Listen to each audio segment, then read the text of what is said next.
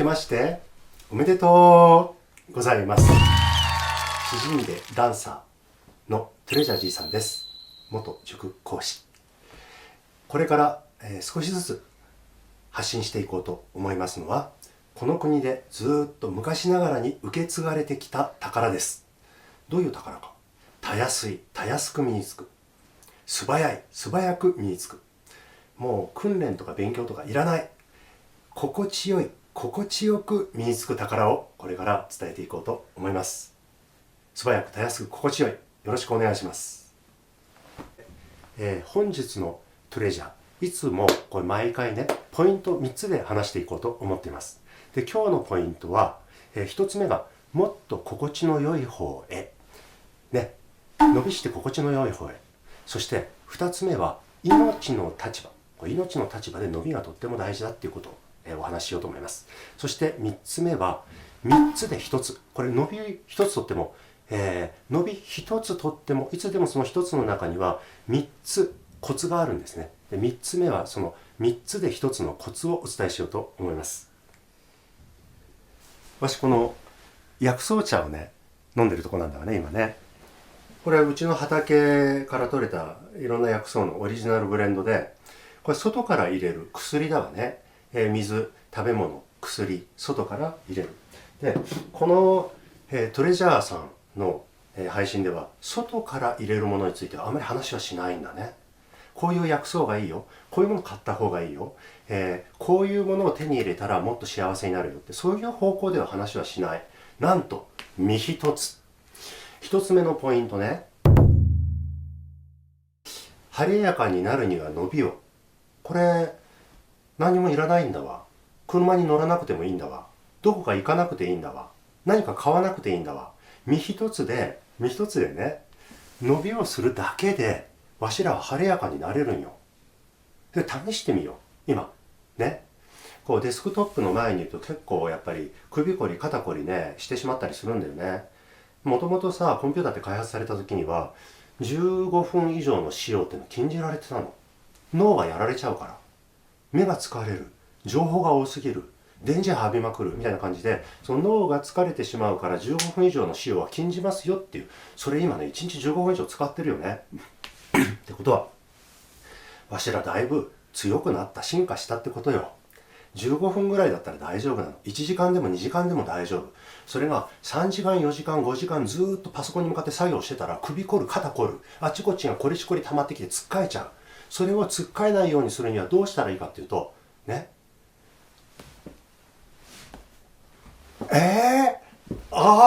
そこか。こういうね顔今試してみて。そういうことだったのか。伸びをするだけでいいんだ。これ全部今伸びしてたんですよ。心地よい方に顔面の筋肉を伸ばしていたんですね。晴れやかになるには伸びを。これ YouTube の動画でしょ。 YouTube の王者といえば皆さん知ってるヒカキンさん。ヒカキンさん何やってるの？あの顔は。あの顔、これこういうの。どうしてあの顔になるの？心地よいからだよ。だってね、1日ね2時間ぐらいの睡眠で動画こう編集しまくってるんだよ。凝る凝る肩凝る首凝りまくりだよ。これねずっとじっとねこういう顔でいろいろ打ち合わせとかしてたら首凝り肩凝りこれ抜けない。だから今こういう顔よかったらしてみて。心地よい方に思い切ってガチャーンって。これも伸びの一種なの。伸びって言ったらこうこういう伸び、これももちろんいいね。思いっきり伸びしちゃうね。で、人前でこう伸びをしながら話をする人ってあんまりいない。伸びをしながら話をするっていうのはちょっと無茶なので、話をしながらできるのは顔芸、顔伸び、顔面筋肉伸びなんだよ。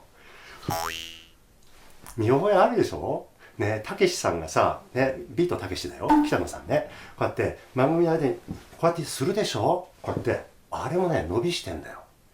だってね、あんな大物でいつも頭の中はね元祖 YouTuber って言われてるくらいにマルチなタレントで、映画監督して自分で脚本書いて監督をして、そして外国で賞をもらっちゃうぐらいの人ですよ。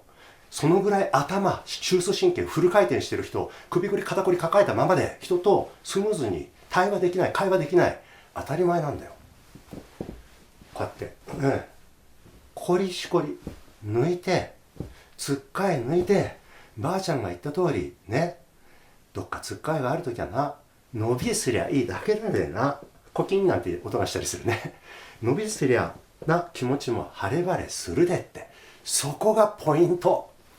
たったこれだけのことを猫もしてる、カバもしてる、カバが往復し履いて毎朝起きたら伸びをしてる、たったこれだけのことを忘れていなかったかな、人は。忘れてたらもったいないよねっていうことを。どうですか、伸び。こう聞きながらね、わしは伸びをしながらずっと話し続けられるかどうかはわからない。話し続けられるかどうかはわかりません。伸びをしながらね。だから見ている、動画を見てる間っていうのは、こう伸びしながら見てられるわけですよ。これからどうね、わしね、パソコンで作業するときだって、こうやって、作業しながら、こういう顔しながら作業してますよ。だから肩首すっきり、お肌もツヤツヤみたいになるわけですよ。ずーっとカチコーンってこれ固めたままだったらね、どっかつっかえてくる、体がつっかえてくると心もつっかえてくる、心がつっかえてくると人付き合いもつっかえてくる。つっかえまくりの、これとっても大変だよ。だからお互いにね、もうこれから何か会議をする前にはお互いに思いっきり3分ぐらい伸びしまくって、みんなでこうあっちでボキボキ、こっちでコキコキ、みんなで伸びをしまくって、その後でさあすっきり始めましょう。その方がいいんじゃないですか。この1年も会議も授業もね、これから授業の前にはじゃあ3分間みんなで伸び伸び、イエーイ、伸び伸び、みんなで伸び、どんどん伸びしてすっきりはっきり頭の中クリアにしちゃったら学習効率も上がるわけですよ。会社だって一緒ですよ。会社でみんなでね、これから働く前に、今日も出勤してきたらみんなが伸びをしている、伸び伸びいい雰囲気の会社だ、ここが素晴らしい職場だ、みんなで心地よい方に向かってこうやって伸びをしていたら、ね、この会社の中ではそういうことになってるから、もうお互いみんなで思いっきり変顔して話しちゃって OK だからね。で初めのうちはちょっとね、抵抗ある新入社員とかいるかもしれないですよ。だからみんな慣れちゃったら、もうみんなで、その件、それ大事だよね、その案、それいいわってこうやってお互いにやってたらね、作業効率が上がる。もちろんよ、お互いにすっきりスイスイいけるんだから。ネフリの人たち、ネットフリックスの会社の人たち、お互いにスイスイ本音を言い合う、それができるわけですよ。伸びしてたら絶対してる。ネフリの人たちとか絶対こうやってやってる。でアニメですげえ成功してる会社とかも絶対社員さんたちね、絵描きながら主人公の顔真似ながら描いてるよ。その方がだって通りがいいもん。つまり生産効率が上がるんですね。伸びをしてたらいろんなつっかえが外れて生産効率が上がりまくるんですよね。でそれをもうここまで話してしまったから、ここから先はね、ちょっと見ていてそれどうなんていう感じになるかもしれないから、結構伸びしながら話しちゃいますよね。許してね、その方が心地よいからね。見ている方はそれどうかわかんないの。そんなお前は伸びしてて心地いいかもしれないけどよ、俺は見てる方はなんかこう目にうるさいっていうか、もっとじっとしたまま話をしてくれよっていう方もおられるかもしれないね。そこは一つお互いにっていうことで、お互いに伸びをしながら、こっちも伸びをしながら話すから、そちらも伸びをしながらこうやって視聴してもらうと。でね、ずっとこの顔見てても飽きるでしょ。だいたいこの位置でなんか特殊映像がその背景に出てくるわけでもない。ずっとわしがこのおっさんが話をしてるだけですよ。おっさんってどのぐらいのおっさんかって言ったら、織田信長が人間50年とか言ったでしょ。わしはね、そのね、人間の定義、織田信長の人間の定義をすでに3歳はみ出している53歳のじいさんですよ。そういう人間の顔をずーっとこうやって目で見ていても仕方がないね。だからこっちが伸びしながら話してたら、そっちの方を目つぶって伸びしながら聞いていたらいいんじゃない。ずーっと見ている必要ないもんね。でしょ。本日の2つ目のポイントいこうと思います。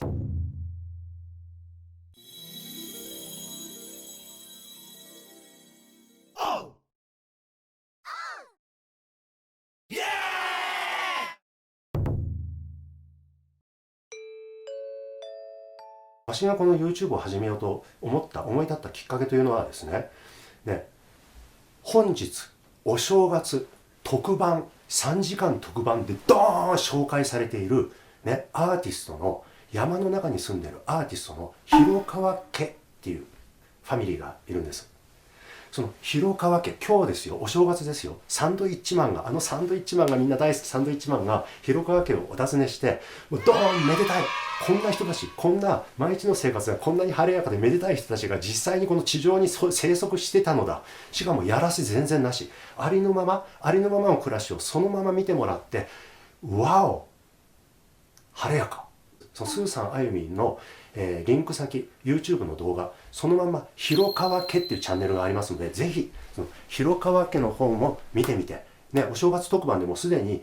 見てる方、すでに見たよ広川家、あの広川家っていう人もいるかもしれない。ぜひね、広川家の方もチャンネル登録よろしくお願いします。そのスーさんと酒飲んでいた時に、わしがもうその日は集まって、もうスーさんと酒盛り何ファミリーかで親しい大家族みたいなファミリーがいるからさ、飲んでる時にもう鬼滅の話で盛り上がっちゃって、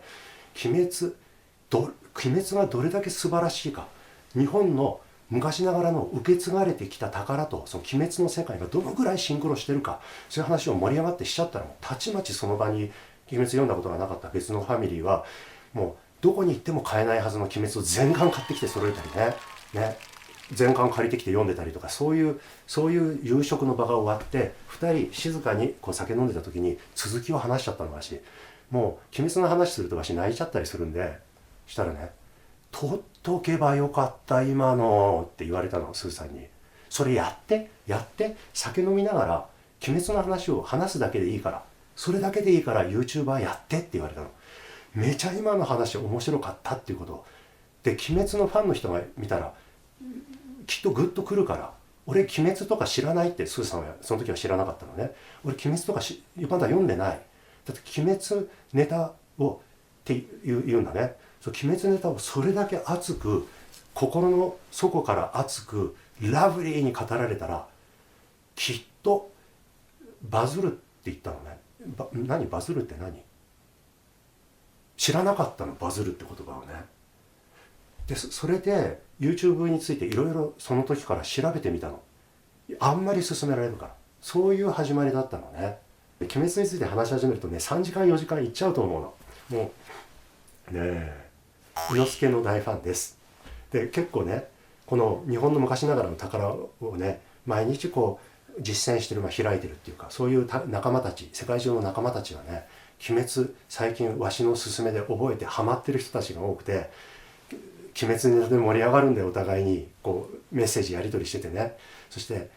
僕実は伊之助の大ファンっていうと、キャー伊之助いつも笑っちゃうみたいなね、リアクション返ってきて嬉しいな。アニメのキャラクターグッズとか絶対に買わない人間だったのが、ね、買い物に行った時こうスマホにひっつける伊之助のこう接続コードとか見ると、あ、これ欲しいとかなっちゃったもんね。さすがにグッとこらえた。そのスーさんがわしに、ねえ、じいさん、トレジャーじいさん、その頃はトレジャーじいさんとは呼ばれてなかった。トレジャーじいさん、発信しようよ、YouTube やりなよ、絶対やりなよって、必ず見てくれる人いるから、面白がる人がいるから発信してって30回以上言われた。この日本の宝をね、発信していく、どうやったら発信していけるのか、思い切って動画で発信すればいいんだよって、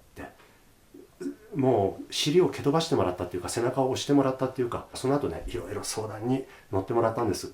ここで改めて言わせてもらいます。広川家チャンネルね、広川家発信してるスーさん、そしてあゆみん、本当にありがとう。